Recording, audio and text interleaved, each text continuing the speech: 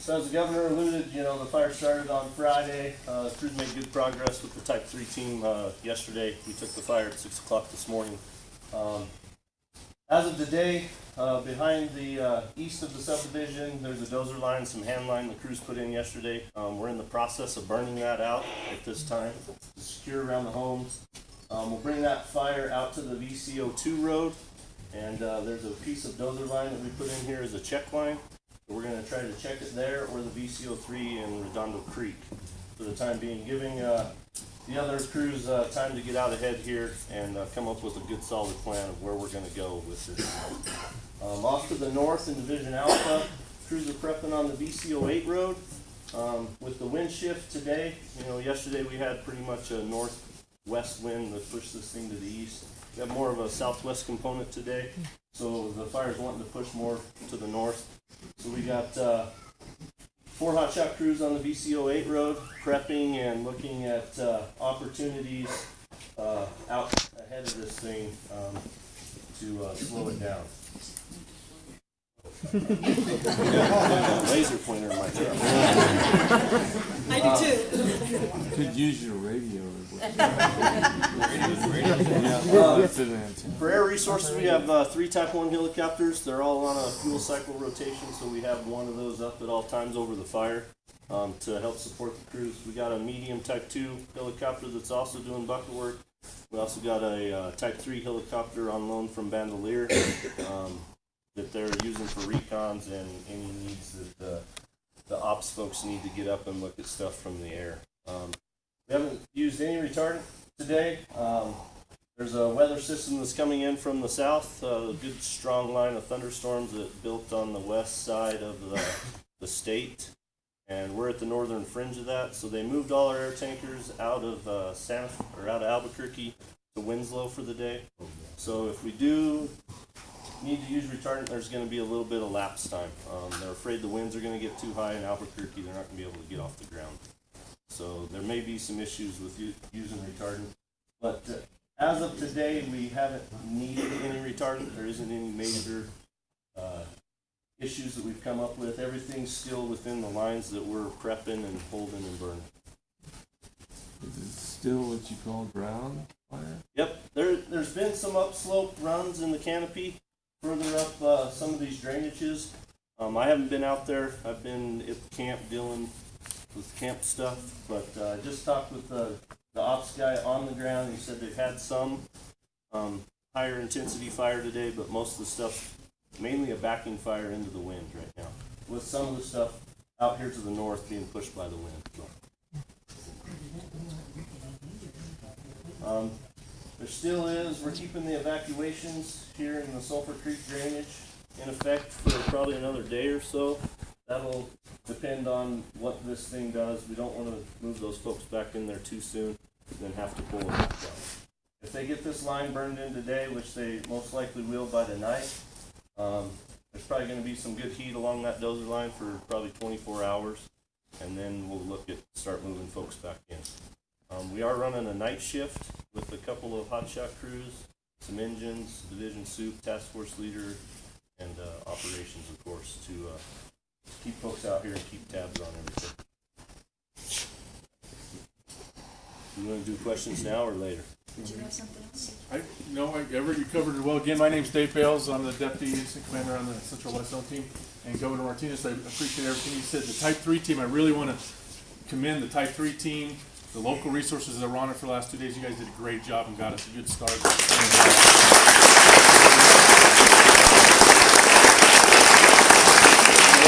Likely move us to be successful in the future here. So we ever talked about the weather. We're kind of on the northern end of that weather, so we're not going to expect too much moisture, but it is providing help to the firefighters today. So hopefully we can keep building on that. But after that, we're expecting pretty dry temperatures, and you guys already know your fuels and drought conditions. You guys are in a pretty bad spot these days in the field. So our crews are taking every opportunity they can and do what they can on the fire line. So with that, I don't know if there's any other questions, or I'd like to thank Vice Caldera for their support. We hampered your place pretty hard the last couple of days. We'll be moving our camp, our ICP up to Fenton Hill, thank you. Up to Fenton Hill, so we maybe vacate your office, Dennis. I know we've had hundreds of people come through there already, so thank you so much for letting us in there. But is that any questions? Do we have any questions? I have one. Okay. I know you're gonna keep us out of here for at least a 24-hour period. Is it possible to even suggest we're gonna get in here and get a few items? Because when we got out Friday night, we didn't know what we were gonna need. We were just a little bit unprepared on clothing, got work to do tomorrow. Sir, can I ask you to repeat the question? The question was if some folks that have been evacuated could get back into the homes to grab some personal effects for work and things like that tomorrow. I'd like to keep it in place, that we keep the evacuation in place, just due to the fire activity that are in there. Crews are actively burning out right there. They got a south wind on the fire. And so we really don't want to have folks in there if something were to go wrong with us. So within hopefully next year or so, we'd be able to get folks back in there. This is probably kind of a stupid question, but is there some reason why the forest hasn't been closed completely? That I can't answer, I'm sorry. I mean, I'm not sure. historic conditions, and you're still letting people come in? Yeah, they put their cigarettes, they build a fire.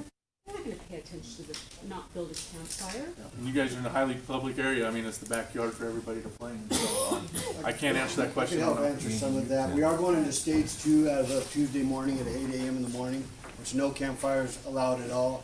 We do have to fire certain criteria. Sorry. We have not had a lot of starts that have got away from us. We've been able to pick up what we've had with the resource we have. We have ramped up our resources here. We have 4 Type 6 engines, an IC3, and some other folks coming out right now. We're deciding to go into stage 2 just because of the conditions we have, but nothing has got out of hands from us so far. This one, unfortunately, was a power line, but as far as our prevention efforts go, we really keep high tabs on that, and we've been citating folks, having fires, or there's no relief from that, we citate them. And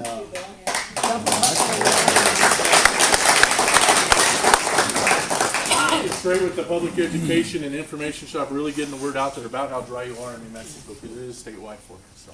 Okay, we have a question here and then a question here. You, sir. You guys are doing a fantastic job, okay? And saying that as somebody that lives like a half a mile down the road, I appreciate these efforts and have in the Las Conchas fire also.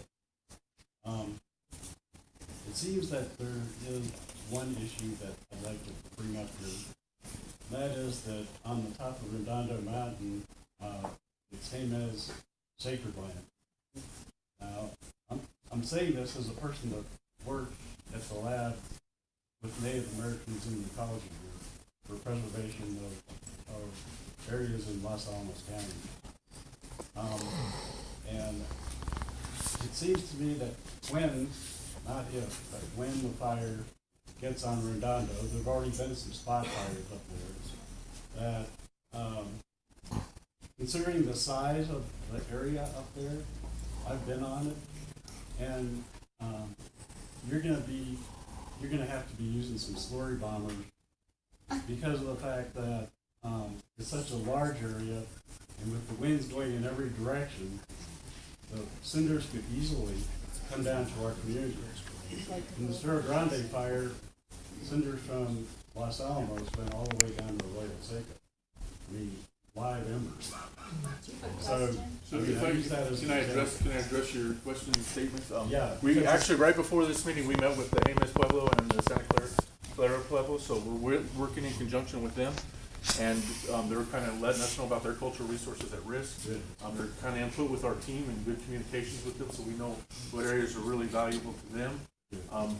You know, with the slurry bombers moving the winds low today, the winds, a lot of times the slurry bombers can't fly in the type of winds that we get on the fire situation. So we're going to take every opportunity again to check this where we can and build fire, maybe fire line ahead of it and stay ahead. We've got a lot of folks out there. Steep ground, as you guys know. Yeah. I'm kind of glad I'm not carrying the chainsaw anymore. And tomorrow we are with the Jemez Pueblo and the Santa Clara Pueblo. We're going to send one of our divisions with a bunch of their folks that are line qualified. They're going to go up and look at that cultural site, and we're going to attempt to do some protection up there. It's gonna be an early morning operation before things heat up, but, we do have plans to send folks up there tomorrow and, see what they can do with things up on top of that. Good job. And we had a meeting today, and he's gonna address some of that, but, we met with the Pueblos and the governor and, had a good conversation with them, and we're gonna address as many of those cultural concerns as we can. Thanks. Good afternoon, everybody. I'm Daryl Madalena. I'm the chairman for the Sandoval County Commission. It's a pleasure being up here this year, and this is part of my backyard as well, coming from the Pueblo of Jemez. And Governor, it's always a pleasure to see you up here. You know, when the fire started, unfortunately, it brought back scary visuals of Los Conchas again, where you just prayed immediately, you know, please don't let this fire get out of control. But sir, to answer part of your question, you know, there are a lot of sacred sites that are out there for not only just the Pueblo of Jemez, Santa Clara, but Zia and all of the Rio Grande area. Unfortunately, in these areas, there is no slurry zone, so we can't do that here. And just being a regular tribal member, there are some sacred sites that I can't know about and I shouldn't know about. So with respect to that, you know, that's, ladies and gentlemen, here we'll be speaking with the Pueblo governors, the tribal leadership, as well as the spiritual leadership to ensure that these sacred zones are desecrated. And I'm not speaking on behalf of Sandoval. I'm only speaking on behalf of Sandoval County, not for the Pueblo of Jemez. But it's a pleasure and honor being here in front of you. If you have any questions again here, or Dennis, I'm sure you can also answer some of the questions. But thank you, and let the Great Spirit guide us to where we need to be and keep all of us safe. And for those of people out there fighting the fires, to fire, EMS, and our police department, please keep them all safe. Thank you, everybody.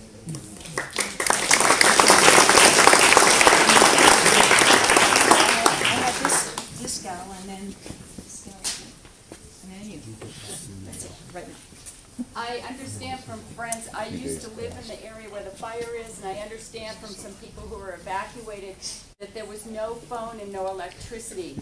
If they're allowed back in a day or so, what's gonna be the status on both of those? We are getting electricity turned back. Is Don in here? Don, do you want to talk about? That entire area will be energized, okay, but everything north of where the fire started will be de-energized, and we have no plans to activate it. We have firefighters working throughout that area. And just maybe a short little note, the gentleman that saw this tree hit this line and ignite a little fire, he called 911. He ran and got his shovel, ran about 80 yards over to where the fire started, and it was already off and running. Okay, so you'll probably have a chance to hear that from him at some point. Yeah. Sorry to introduce Don. Don's our liaison officer on the team, so he's out in the public. Good contact, so thanks, Don, for that. Yes. I'd like to address the issue of cordons around power lines. I understand there are, I don't know if anybody's here from the electric company, but I understand from just talking informally with people that there are some differences between different agencies and how to deal with this, how much you can cut, how much permission you need, does there need to be legislation or something about, don't we now have to really get pretty serious about doing something about trees near these power lines? Yeah, I know the power companies look at them quite a bit. I don't know. I can answer the question. Does the forest want to take that on? That's really not a fire-related issue. So we'll try and get your question answered, but it's certainly not from the fire team. I have a question. Wait, we have some other people. Is it true that the fire expanding significantly to the south over the past day, like in this direction? It burned very actively last night. They were trying to do some burnouts, and the RH was 6% yesterday. And then with the dry fuels, they weren't able to. I mean, so the fire actually backed down quite a bit to the south. And that's where the crews, as Everett was talking about, the crews were doing some burnouts to try and tie it into that VC-02 road. That's where you see some of the significant growth was overnight. Good. Is anybody going to talk about the code red registration system we have in place to notify people of evacuation? Code red, it sounds like a reverse 911 or something. Yes. Okay, is the county? Yes. Dave, I know that we were talking about that, so Dave, you want to come up? And also, ma'am, I just talked to Linda. Linda, she's with the Hemis District, and she said afterwards, if you want to come talk to her privately, she will tell you. She doesn't know about the power companies, but she can help you with what the Forest Service has. Okay? Thank you.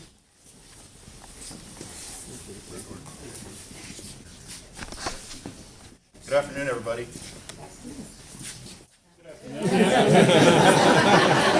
At least wake up. My name is Dave Bourbon. I'm with Sandoval County Fire Department. We also have our chief here. Where's Chief Max? You wanted to be out of the limelight, and here you are. I know. I always start out back there. Anyway, and I'm the emergency manager for the county of Sandoval, and the Code Red system is part of what we have as a tool to use to activate a wide variety of emergency messages that go out to the citizens of New Mexico, or Sandoval County, New Mexico. And how that works is basically if you already have a phone in the landline system, you're already in this system. It will call your phone. However, if you're not home, it'll call your home and you won't get the message. So there's a way to go to the Code Red website, and you can enter any information you want. Well, not any, but please keep it to what they ask for. You can enter a couple of different phone numbers, meaning a cell phone, other landlines. You can enter your email. And once you've filled that form out, you submit it, and it goes into our system. So if we draw a polygon on a map for an area and hit the button, put a message in and hit the button, it can deliver voice and text simultaneously to all the people in that area. It's a really huge tool, and it's a really good thing for us to use. Now, if you're off the grid, which a lot of people in the mountains are, and you don't have the landline, a lot of people still have cell phones or emails, and I encourage you to go in there and put those things on there. If you don't have any of that, I would say a neighbor or a close friend have some kind of notification system that's your own, where people can contact you and give you emergency messages. We're also going to try to use it for this fire as a notification system of the evacuation status, and we're keeping in very close touch with the incident management team and their public information people, so that when they put a message out in the media and on their websites, we can do the same thing through our emergency 911 system, and all of the people that are registered will hear that message. Now, if you're not in the area that we're trying to notify, you won't hear the message. So if you're down here south of the highway, you won't hear the message, unless you're in a position where the fire organization wants you to hear something, and we'll help spread that word with them. They'll use their avenues, and we'll use ours.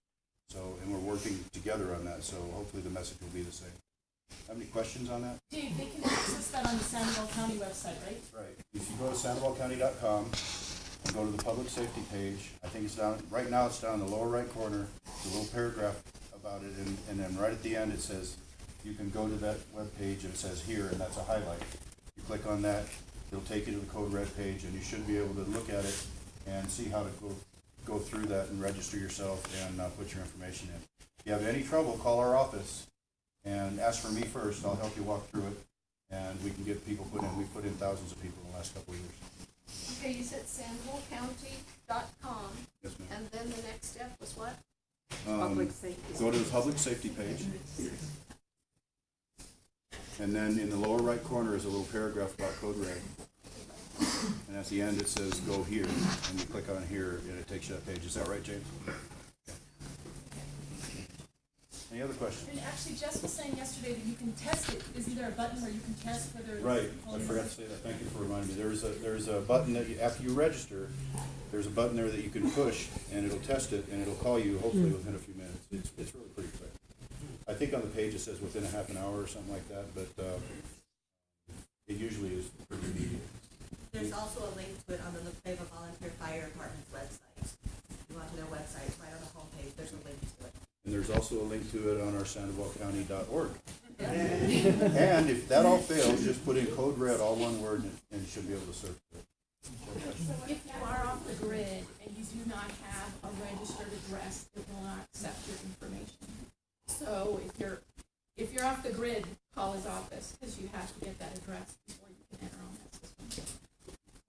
Right, and also if you're off the grid and your address doesn't show up in their system, and you call me, the map is very tiny, we're trying to get that changed. But by zooming in and out, you can find where they think you are, and then move that location slowly to where you really are. And I can help do that. It's a little bit cumbersome, but we can do that so it gets you on the map where you belong, and so that you get notified. And also, what I was telling you before, in our news releases, if there's some information about evacuations have been lifted or